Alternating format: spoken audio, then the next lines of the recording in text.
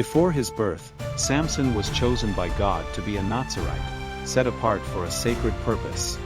His uncut hair was the visible sign of this vow, and through it, he was granted supernatural strength to deliver Israel from the Philistine oppressors.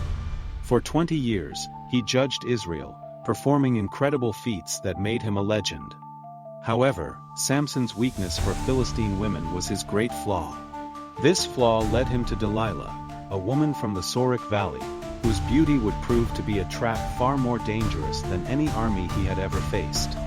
The Philistine rulers, humiliated and terrified by Samson's power, conspired to capture him.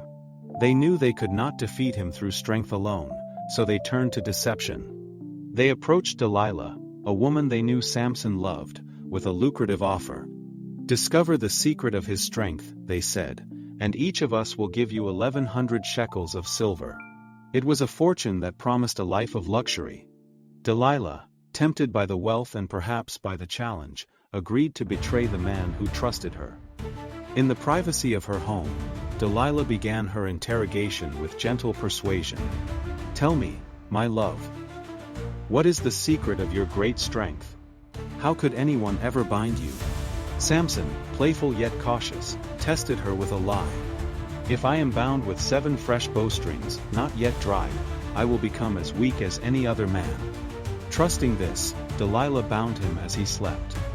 But when she cried, "The Philistines are upon you, Samson," he awoke and snapped the strings effortlessly. Her first attempt had failed. Frustrated but undeterred, Delilah confronted Samson. "You have mocked me and told me lies. Now, tell me the truth. How can you truly be bound?" Samson, perhaps amused, offered another falsehood. "If I am bound with new ropes that have never been used, I will lose my strength and be helpless." Once again, Delilah waited until he slept and bound him with new ropes. Once again, she shouted the alarm. And once again, Samson broke the ropes from his arms as if they were mere threads. His secret remained safe. For now. Delilah intensified her pressure, nagging him day after day. "How can you say you love me when your heart is not with me? You have deceived me 3 times now." Wearied by her constant pleading, Samson offered a more elaborate ruse. "If you weave the 7 braids of my hair into the fabric on your loom, and tighten it with a pin, I will be as weak as any man." Delilah did this meticulously while he slept. But at her cry, he awoke and pulled up the loom's pin, tearing his hair free along with the fabric. Day after day, Delilah pressed him with the same question, wearing down his resolve with her words. She accused him of not loving her, of keeping his heart from her. Samson's soul was tormented to the point of exhaustion. He could no longer bear her constant nagging. Finally, he succumbed to the emotional assault. He confessed the absolute truth.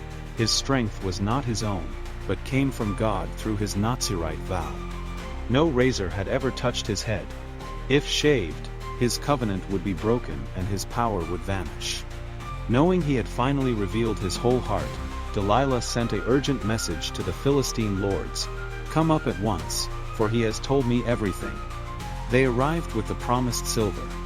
As Samson slept trustingly in her lap, lulled into a false sense of security, she called for a man who shaved off the 7 braids of his hair. As the hair fell to the floor, Samson's strength departed from him instantly. The Lord had left him, the vow was broken. Delilah had her reward, and Samson had his betrayal. "The Philistines are upon you, Samson." Delilah cried out for the final time. He awoke from his sleep, thinking, "I will go out as before and shake myself free." But he did not know that the Lord had departed from him. The Philistines, who had once fled from him, now seized him with ease. To complete his humiliation, they gouged out his eyes, blinding the man who had seen too late. They bound him in bronze shackles and threw him into prison, where he was forced to grind grain like a beast of burden. In the dark, miserable prison, Samson's world was reduced to sound and touch. The Philistines, believing their victory was complete, attributed it to their god Dagon. They decided to hold a great festival to mock their captured foe and celebrate their triumph. Meanwhile, Unnoticed by his captors, a small sign of hope emerged. As Samson labored in humiliation, his hair began to grow back. The symbol of his vow was slowly returning, though his eyes were gone. His spirit began to stir with a possibility of redemption. During the festival, the Philistines brought Samson from the prison to entertain them in the temple, which was packed with thousands of people.